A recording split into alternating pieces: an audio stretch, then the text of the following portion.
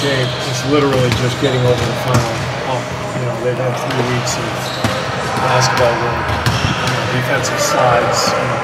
They're not getting sore out there. That's what happens in the beginning of the camp. Your muscles are sore because you're not used to doing all that work. We have the foundation underneath us, and now it's a matter of pumping up the minutes, and getting over the hump where we're still moving and cutting and defending, you know, after 25 minutes. And during the preseason, we never got our guys much more than that. And some of it too is just Draymond, you know, missed 10 days of camp. And so yeah, the altitude will be interesting. I mean, it's one way of getting over the hump, I guess, is, you know, go to 6,000 feet or whatever it is. But I think it'll be a matter of games, not weeks, that I feel good and that our players feel good about the overall wind and condition. Will that affect your rotation in those 2 games? I mean, are you limit guys? Well, we'll see. I mean, it's really more based on what I'm seeing. Yeah, I would say there's a good chance of that with some guys. Other guys maybe not as much. We don't know if Andre's going to play. He didn't practice today, so he'll be questionable. If he doesn't play, that really affects everything. But you know, we'll play a lot of people like we usually do. How was the third quarter? You held the 30% first half. Okay. 36 overall. 36 overall. Are you overall happy with the defensive set for that? Aside from the fouling was something that we were not happy with.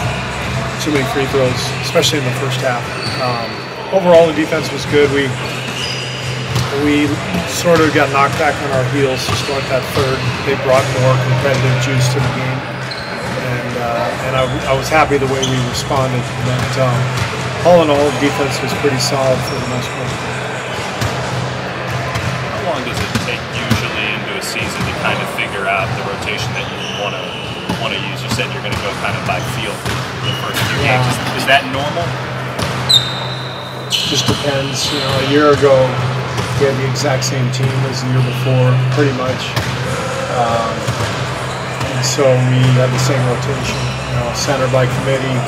Start Zaza, move on to Javel, David. And so this year is brand new with the center position especially, and so there'll be a little more mix and match and feel for it. And I think we'll have to develop our identity, kind of reestablish our identity a little bit, both, you know, as a group and certain units. Remember last year our second group would come in, we played through David West on the polls. We've been doing that for 2 years, so a little different now. So what can we hang our hat on? What can we execute? Who's going to be out there? And those are all early season goals and questions that are all part of the process this year. Along those lines, do you want Clay to offensively anchor that second unit, or was that just a byproduct of feeling it out? Well, he'll be, you know, he'll be important for us, and obviously, you know, he didn't have his best night. He had some looks that he'll normally make and he will make. But some of it could be more rotational on my part. We mix and match a little bit differently. We'll see. You know, we like to play Steph the whole first quarter. I imagine we'll get to that.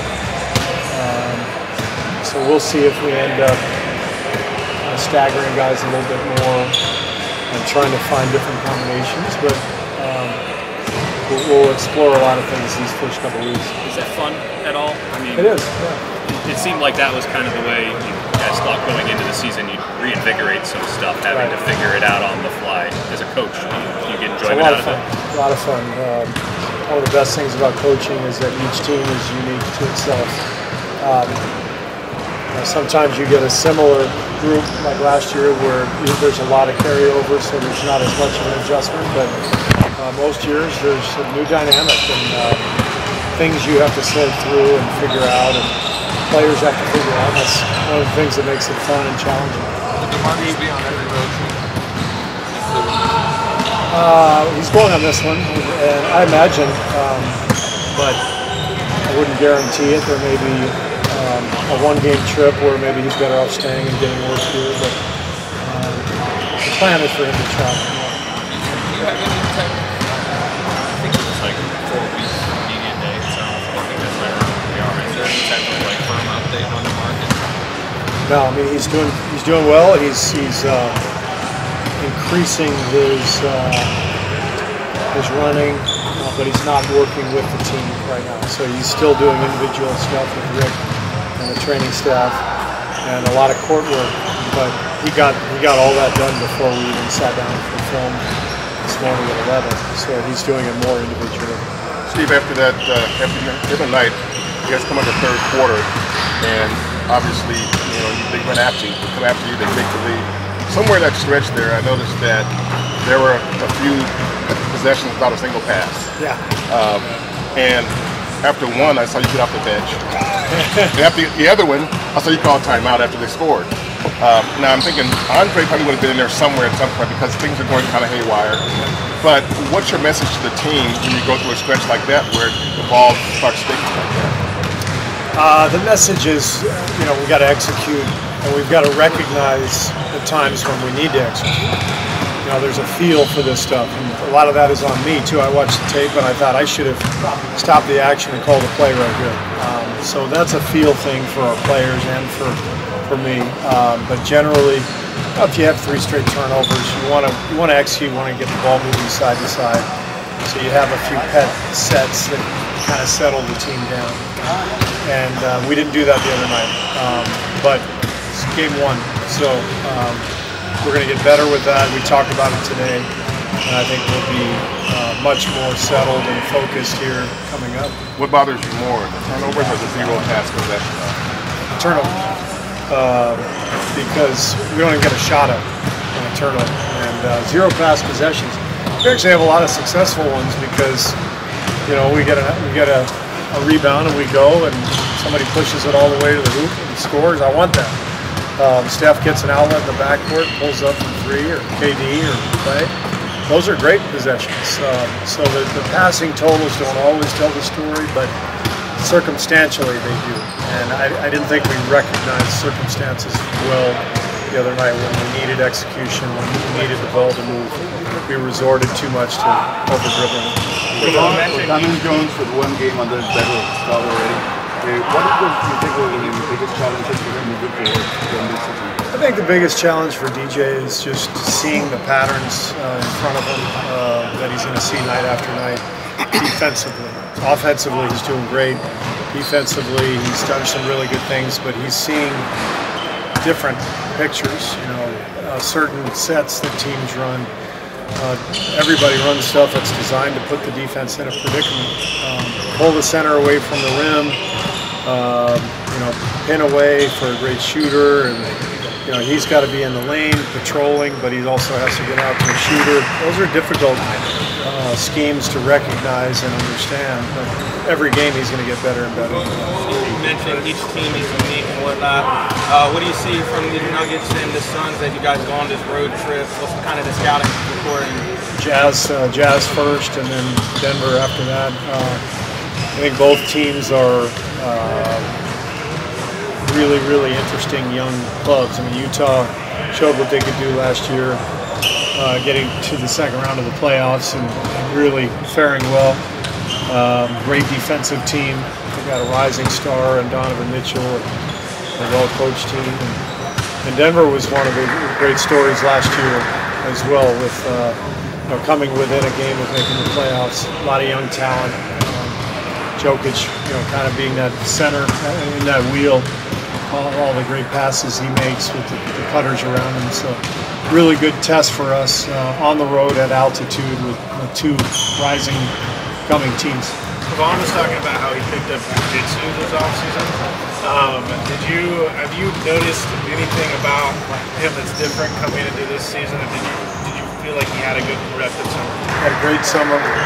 Looks great. For the second summer in a row, he's really put his body in the position to perform at a high level. And as I said the other day, he's been our best big in camp, and I thought he had a fantastic game. So he's just gained more confidence. He's more talkative. He'll speak up in meetings. he knows he belongs, and that's really a key time in every player's career. And you might make it the first couple of years, but you don't really feel like you belong. He knows he belongs now, and he's gonna have a long career, very productive one. Just his ability to maybe just pop out and hit that 15-foot jumper. He just looks like his offensive game has developed just a little bit more going into this year. What does that do for the flow of the offense? Well, if that's the shot that the game is demanding, you got to take it. Same with Jordan Bell. Doesn't mean you always take it. If it's early in the clock and you think you can get a better one, then you keep moving it, or you run a dribble handoff with one of our other guys or whatever. But you've run a couple of actions in the offense, the ball pops to you, you're open, there's 8 seconds on the shot clock. Take it. That gives you a chance for it to go in. It's also more likely you're going to get an offensive rebound because the offense is in flow and you've made the defense move. So it's a feel thing for Kevon and Jordan when to take them in the team. How have you felt about Jacob Evans' progress, and what would you like to see him work on right now? He's just a rookie. He's learning about the NBA. He's figuring it all out. I think he's got a chance to be an excellent defensive player. I think every player in this league needs to find a niche, needs to have something to hang his hat on. Jacob has a chance to be an excellent defender, and he's got a good feel offensively. He can handle the ball. He's kind of a combo guard. So, I think for him, it's just a matter of, just like Damian a couple of years ago, and Loon and Jordan, the rookie year's tough, but you learn and you work every day, and then you come back in second year, you're much better player. Given the wing situation, is there a chance that we get a little trial by fire for Evans this weekend? I'm going to throw everybody out there at some point, and if Andre's not playing, you'll see Alfonso out there a little bit more too. Whatever the game calls for, but I'm not afraid to put anybody out there.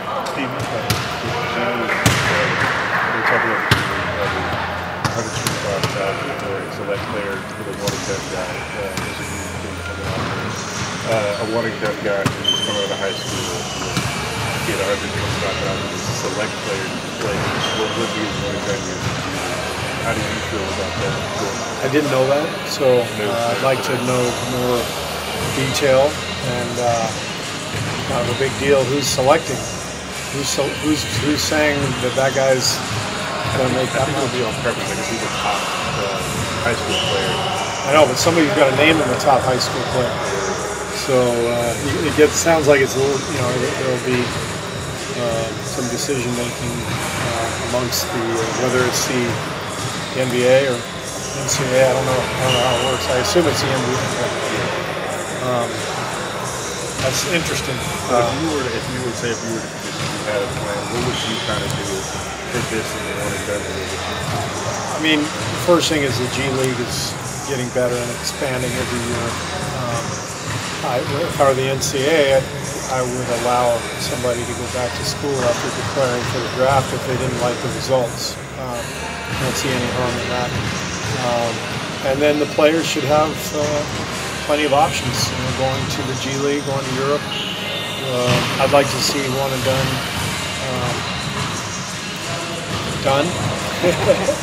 I'd like to see players able to come out of high school. I didn't feel that way 7-8 years ago, but I think the G League is so strong now that I think we can do these players a service. The ones who don't want to go to school but want to make some money and want to develop their games, I think the G League is suited well for that. But the details, it's not quite my lane, so I'll stay out of it.